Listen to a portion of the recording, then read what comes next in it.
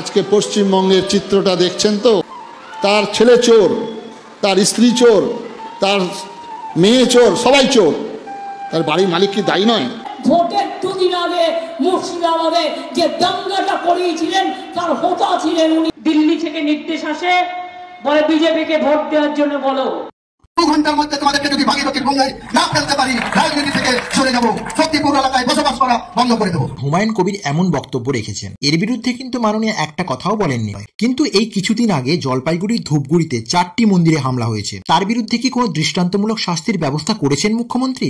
মহাদেবের অংশ তিনি, আল্লাহর অংশ তিনি, জিজাসের অংশ তিনি। তবে এটা একদম ভাববেন না যে তিনি মহাদেবের সঙ্গে দেবাংশুর তুলনা করেছেন বলে ক্ষমা চেয়েছেন। না, আল্লাহর সঙ্গে তুলনা করেছেন বলে তিনি ক্ষমা চেয়েছেন। শিবলিঙ্গে কর্ণব পরিয়ে সোশ্যাল মিডিয়ায় ছাড়া, ভুলভাল চণ্ডীপাঠ করা, মনীষী দেবতাদের সঙ্গে যার তার তুলনা করতে দুবার ভাবত তার। ভিডিওটি সম্পূর্ণরূপে হিন্দু সংগঠনগুলিকে অপমান করার বিরুদ্ধে বানানো হয়েছে। আমি কোনো রাজনৈতিক বিশেষজ্ঞ বা রাজনৈতিক দলের কর্মী সমর্থক নই, তাই কোনো রাজনৈতিক দলকে অপমান করা এই চ্যানেলের উদ্দেশ্যও নয়। ভিডিওটি সম্পূর্ণরূপে বর্তমান পরিস্থিতির উপর নির্ভর করে প্রমাণ সহ বানানো হয়েছে। তাই আপনি যদি কোনো রাজনৈতিক দলের সমর্থক হন তাহলে রাজনীতির চশমা খুলে ভিডিওটি দেখবেন, না হলে এই ভিডিও থেকে দূরে থাকবেন।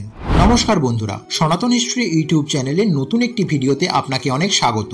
সম্প্রতি সোশ্যাল মিডিয়া খুললে একটা খবর খুব চোখে পড়ছে।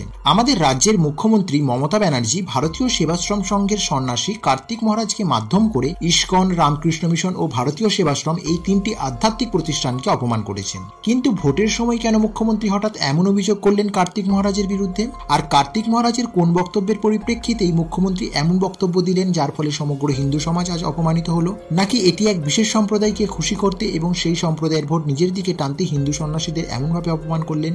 এই ভিডিওর মাধ্যমে সমগ্র ঘটনাটি প্রমাণ সহ জানবো, তাই ভিডিওটি সম্পূর্ণ দেখবেন। আর চ্যানেলে নতুন হলে চ্যানেলটি সাবস্ক্রাইব করে পাশে থাকবেন। চলুন শুরু করা যাক তাহলে।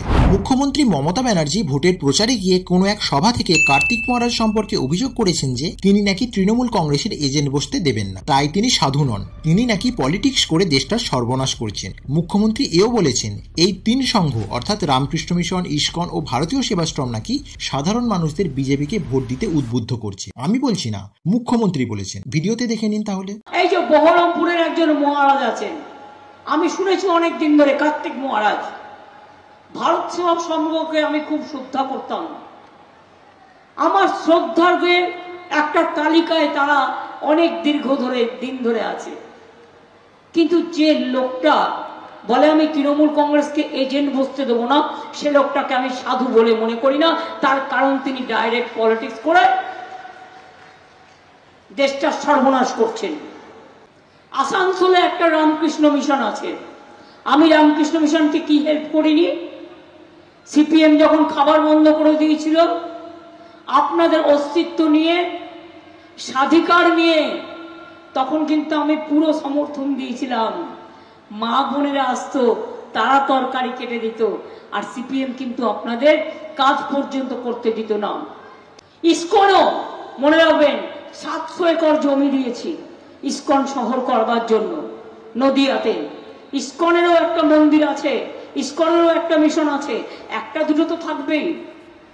দিল্লি থেকে নির্দেশ আসে, বলে বিজেপিকে ভোট দেওয়ার জন্য বলো। রামকৃষ্ণ মিশনকে সবাই সম্মান করে, শ্রদ্ধা করে।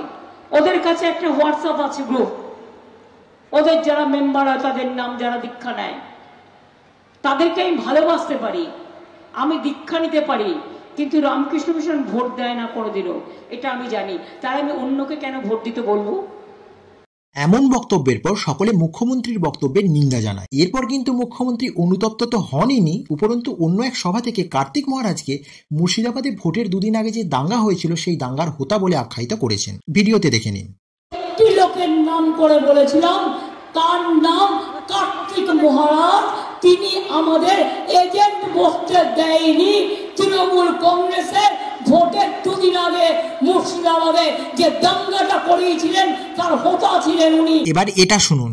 মন্দির ভাঙলে ছেড়ে দেওয়া উচিত না? মসজিদ ভাঙলে ছেড়ে দেওয়া উচিত না? জায়ের থান ভাঙলে ছেড়ে দেওয়া উচিত না? বাজি থান ভাঙলে ছেড়ে দেওয়া উচিত? মাননীয়া বললেন মন্দির ভাঙলে ছেড়ে দেওয়া উচিত নয়, মসজিদ ভাঙলে ছেড়ে দেওয়া উচিত নয়, এক কথায় কোনো ধর্মীয় স্থানে আঘাত আনলে তাদের ছেড়ে দেওয়া উচিত নয়। কিন্তু এই কিছুদিন আগে জলপাইগুড়ির ধূপগুড়িতে 4টি মন্দিরে হামলা হয়েছে, তার বিরুদ্ধে কি কোনো দৃষ্টান্তমূলক শাস্তির ব্যবস্থা করেছেন মুখ্যমন্ত্রী? আপনাদের মধ্যে যদি কেউ জেনে থাকেন তাহলে কমেন্টে অবশ্যই জানাবেন। কার্তিক মহারাজ সম্পর্কে মুখ্যমন্ত্রী যে সমস্ত অভিযোগগুলি করেছেন তা মহারাজ অস্বীকার করেছেন। ভ্রান্ত, আমি তাকে চ্যালেঞ্জ করছি ওপেন, যে তিনি প্রমাণ দিক কোন জায়গায় কোথায় বলেছি। আর আমি কার্তিক মহারাজ, আমার কি ক্ষমতা আছে একজন বর্তমান পশ্চিমবঙ্গের দোর্দণ্ড প্রতাপ টিএমসি তাদের এজেন্টকে বের করে দেবো, এটা আমি বলতে পারি? আর বললে আমার মাথা থাকবে ধরের মধ্যে? আমি যদি এটা বলে থাকি, সত্য যদি প্রমাণিত হয়, যে কোনো শাস্তি আমি মাথা পেতে নেব। মহারাজের এই বক্তব্য থেকে স্পষ্ট বোঝা যাচ্ছে যে মহারাজের বিরুদ্ধে আনা অভিযোগগুলি সম্পূর্ণ মিথ্যা ও ভিত্তিহীন। আর মহারাজ চ্যালেঞ্জও দিয়ে দিলেন, যদি প্রমাণ করতে পারেন যা শাস্তি দেবেন তা মাথা পেতে নেবেন। কিন্তু এখন প্রশ্ন হলো, মাননীয় মুখ্যমন্ত্রী হঠাৎ কার্তিক মহারাজের বিরুদ্ধে কেন এমন অভিযোগ করলেন? সেটা তো জানবই, তার আগে একবার এটা দেখুন। জমি দখলের জন্য হামলা, জলপাইগুড়ির রামকৃষ্ণ মিশনের সন্ন্যাসীদের তুলে নিয়ে গেল দুষ্কৃতীরা। এই দুষ্কৃতী কারা নিশ্চয়ই আপনাদের বলে দিতে হবে না। আর এই ঘটনাটি ঘটেছে মুখ্যমন্ত্রীর এই রকম বক্তব্য দেওয়ার কিছুদিন পরে। চলুন এবার শুনে নি কার্তিক মহারাজের সেই বক্তব্যটি, যে বক্তব্যের পরিপ্রেক্ষিতে মুখ্যমন্ত্রী কার্তিক মহারাজের নামে এমন অভিযোগ করেছেন বলে মনে করা হচ্ছে। আজকে সমাজ বলো, দেশ বলো, জাতি বলুন, যা কিছু বলুন, সর্বাগ্রে চাই মানুষ গঠন, ম্যান মেকিং মেশিন। মানুষ যদি গঠন না হয়, আজকে পশ্চিমবঙ্গের চিত্রটা দেখছেন তো, কি মানুষগুলো তৈরি হলো, কি মানুষের অবস্থা। আজকে ভুবনের কথা মনে পড়ছে, আপনারা পড়েছেন ভুবন? প্রথম একটা স্কুল থেকে কলম চুরি করেছিল, পিসিমা এসে বললেন, না ও বাচ্চা কলমটা আজ চুরি করেছে, ভুল করে নিয়ে এসছে, ছেড়ে দাও। এরপরে বই নিয়ে এসছে, এরপরে শশা চুরি করেছে, এরপরে বড় চোর হয়েছে। এবং তখন পুলিশরা এসে যখন তাকে ধরেছেন, নিয়ে যাবে জেলে, তখন বলছে দাঁড়ান একটু, আমার পিসিমার কাছ থেকে ঘুরে আসি। পিসিমার কানটা কেটে নিয়ে এসছিল। আজকে যিনি বাড়ির মালিক, তার ছেলে চোর, তার স্ত্রী চোর, তার মেয়ে চোর, সবাই চোর, তার বাড়ির মালিক কি দায়ী নয়? সুতরাং ভুবনের মতো অবস্থা হয়েছে আজকে পশ্চিমবঙ্গে। সুতরাং এটাও চিন্তা করতে হবে, চোখ কান খোলা রাখবেন। মহারাজ কিন্তু কারোর নাম নেননি, আর তিনি কতটা ঠিক বলেছেন আর কতটা ভুল বলেছেন সেটা আপনারা নিশ্চয়ই বুঝতে পারছেন। মুখ্যমন্ত্রী তো নিজেকে সততার প্রতীক মনে করেন। তিনি যদি নিজেকে প্রকৃতই সততার প্রতীক মনে করতেন, তাহলে তো এক সেবাশ্রমের সন্ন্যাসীর বক্তব্যে মুখ্যমন্ত্রীর এতটা গাত্রদাহ হতো না। কারণ তিনি যে পদে আসীন আছেন, সেই পদে থেকে 5 জন মানুষের ভালো কথা, 5 জন মানুষের খারাপ কথা শুনতে হবে। খারাপটিকে বাদ দিয়ে ভালো টেনেই তাকে চলতে হবে। বাংলায় একটা কথা প্রচলিত আছে, মুখ্যমন্ত্রীর এমন ব্যবহারের পর সে কথাটাই মাথায় আসছে, পড়ল কথা হাটের মাঝে, যার কথা তার গায়ে বাজে। এমন অবস্থা হয়েছে মাননীয়ার। এমনও শোনা যাচ্ছে কার্তিক মহারাজকে তৃণমূলের থেকে ভোটে দাঁড়াতে বলা হয়, কিন্তু তিনি এই প্রস্তাব সবিনয়ে প্রত্যাখ্যান করেন। কারণ রাজনীতিতে আসতে গেলে তাকে তার পদ ত্যাগ করতে হবে। তাই তিনি রাজনীতিতে আসতে চান না, আর ভবিষ্যতেও আসবেন না। এমন একটি প্রস্তাব বিজেপির থেকেও করা হয়েছিল, কিন্তু তাদের প্রস্তাবও তিনি একইভাবে প্রত্যাখ্যান করেছিলেন। আমরা সকলেই জানি ভারতীয় সেবাশ্রম, রামকৃষ্ণ মিশন ও ইস্কন, এই 3টি আধ্যাত্মিক প্রতিষ্ঠান আমাদের হিন্দুদের কাছে কতটা গুরুত্বপূর্ণ। তবে শুধু হিন্দুদের বললে এই প্রতিষ্ঠানগুলির অপমান করা হয়, কারণ এদের প্রধান ব্রত হলো নরনারায়ণ সেবা বা শিবজ্ঞানে জীব সেবা। সেটা জাতি, ধর্ম, বর্ণ নির্বিশেষে সকল মানুষকে। এবার আপনি একবার এই ছবিটি দেখুন। বঙ্গীয় ইমাম পরিষদের তরফ থেকে তৃণমূলকে ভোট দিতে এটি বিলি করা হয়েছে। এই ক্ষেত্রে কিন্তু মাননীয় একটা কথাও বলেননি। কিন্তু কেন বলেননি? নিজের দলকে ভোট দিতে বলা হচ্ছে বলে কি? আপনার কি মনে হচ্ছে কমেন্টে অবশ্যই জানাবেন।